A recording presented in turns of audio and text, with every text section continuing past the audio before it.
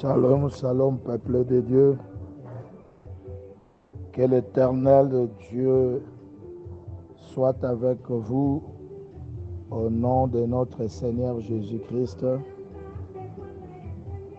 Vraiment, soyez la lumière, c'est l'ère de l'édification. Nous voulons écouter la parole de Dieu. Avant de commencer, nous allons commencer par une prière. Seigneur Père de gloire, nous bénissons ton nom car tu es Dieu. Nul n'est comme toi dans les cieux, sur la terre et sous la terre.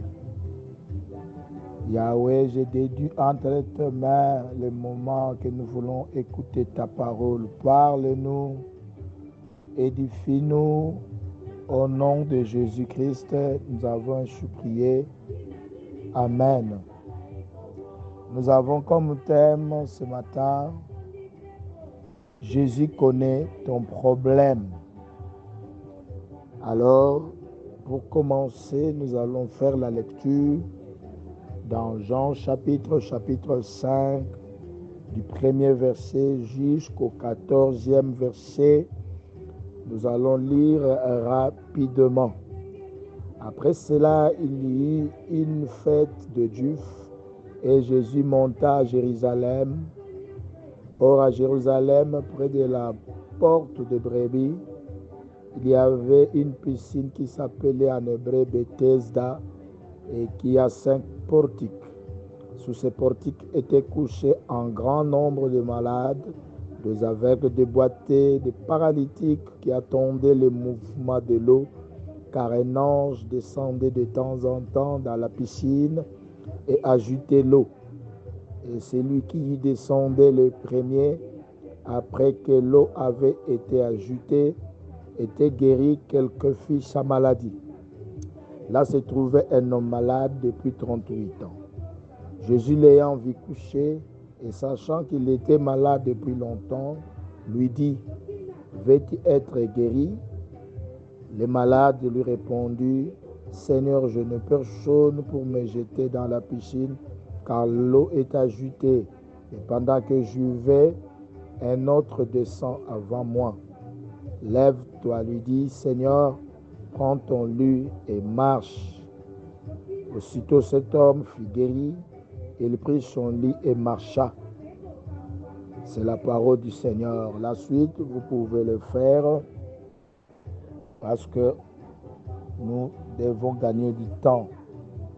Jésus connaît ton problème.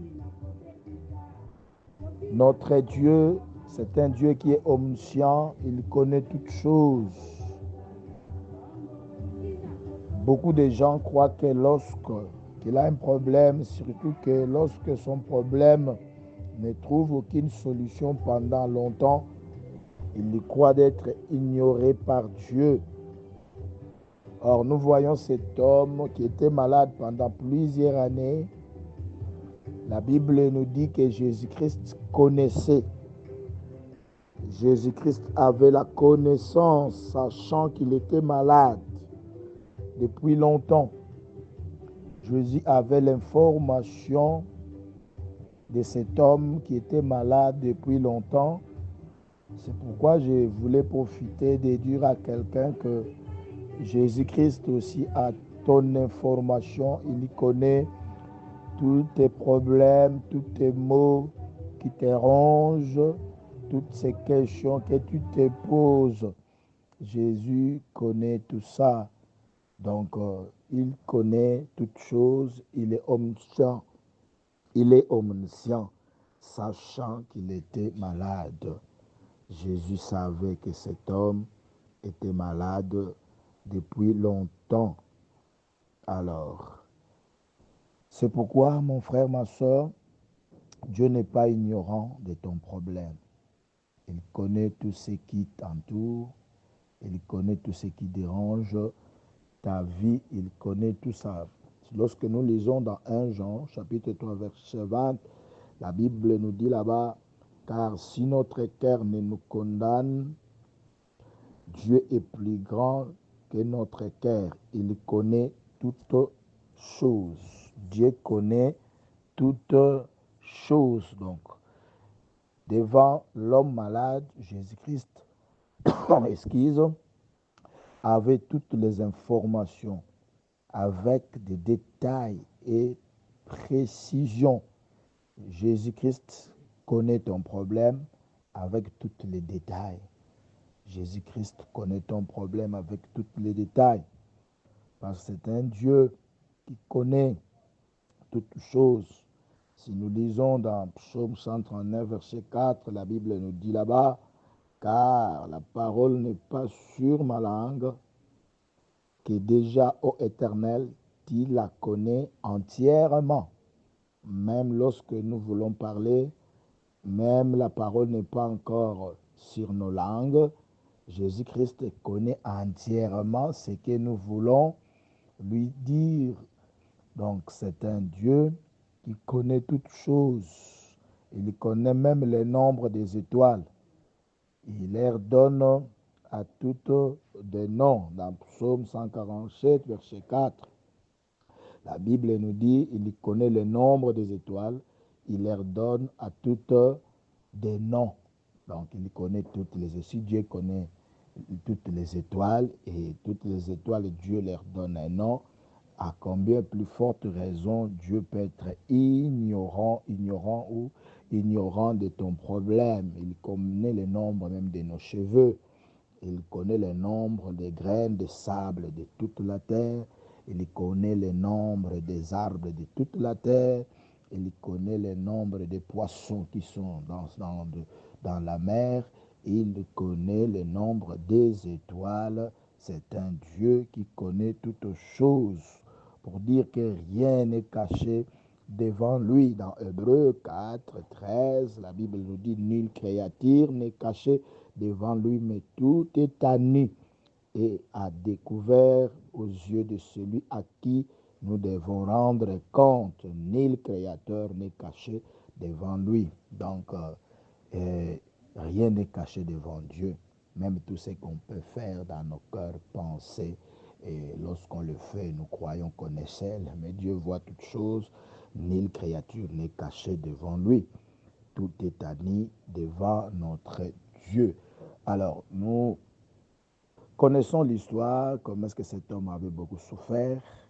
Il attendait les mouvements d'eau pour qu'il puisse se plonger dans l'eau, mais malheureusement, il n'avait pas la force. C'est pourquoi nous voulons voir une chose. Pourquoi cet homme n'avait pas été guéri tôt?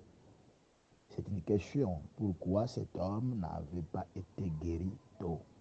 Pourquoi son problème avait tardé? Pourquoi il y a eu trop du temps pour que cet homme puisse être guéri?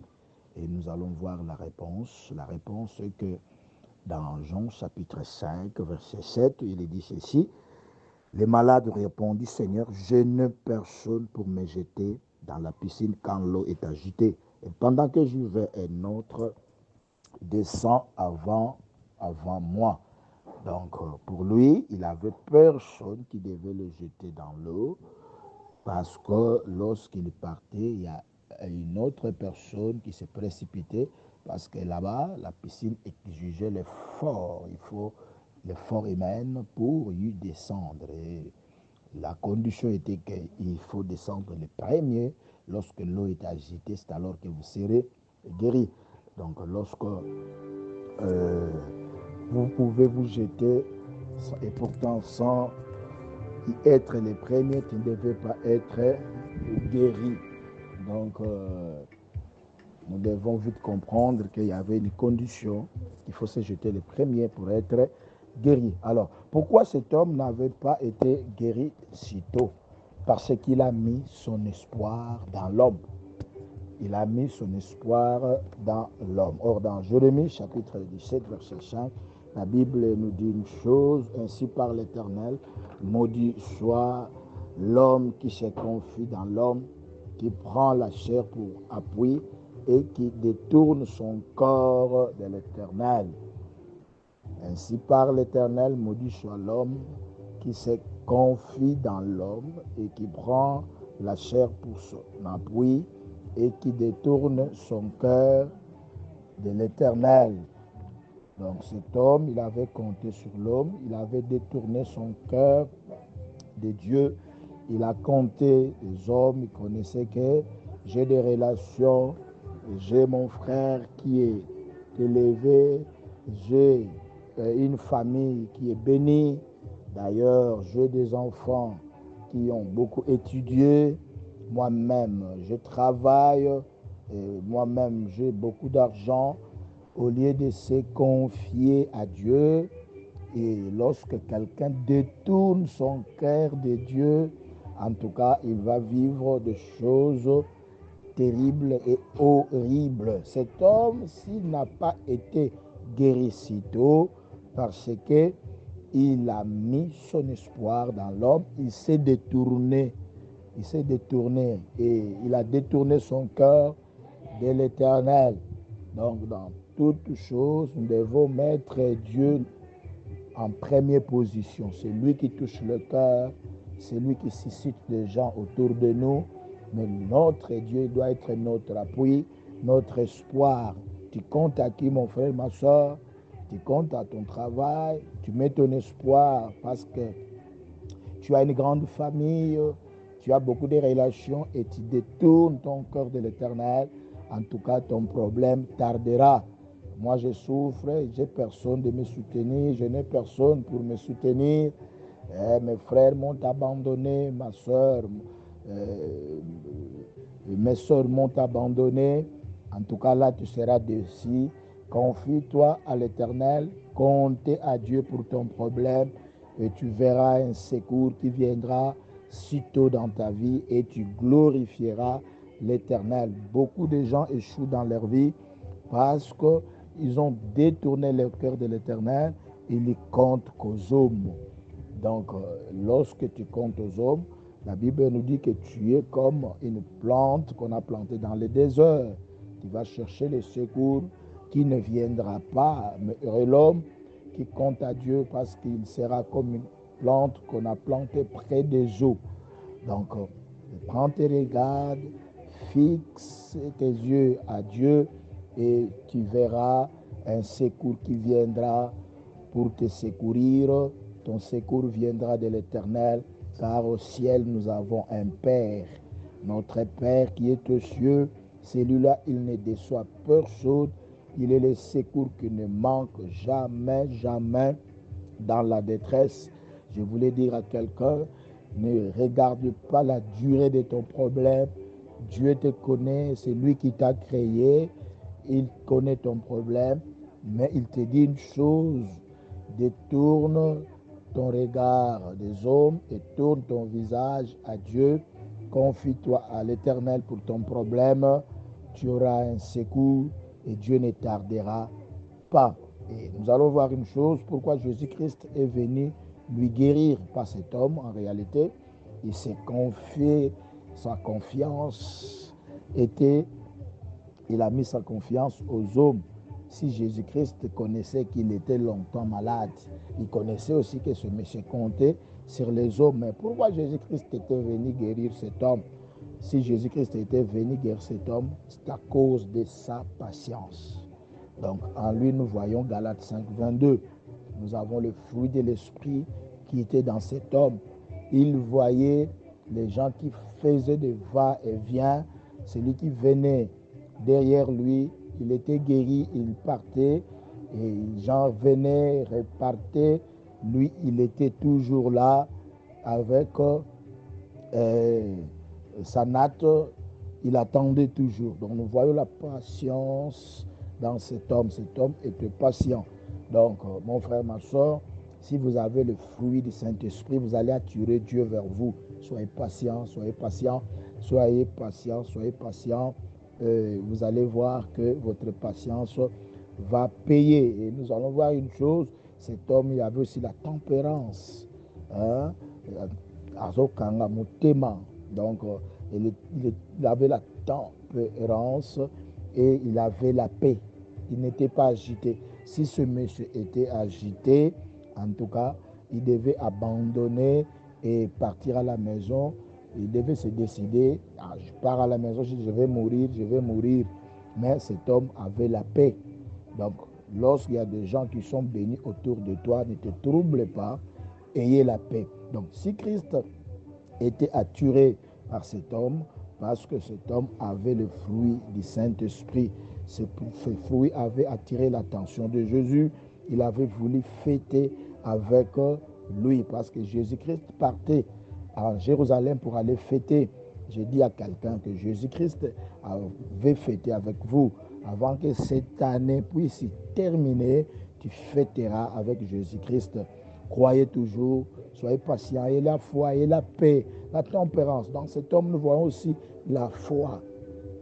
Nous voyons aussi la foi. C'est cette foi-là, il croyait seulement qu'un jour, Dieu va me faire grâce. C'est pourquoi il ne devait pas quitter sitôt. Il était toujours là, persévérant. La persévérance aussi, cet homme était aussi persévérant. Vraiment que Dieu vous bénisse, qu'il vous bénisse au nom de Jésus-Christ.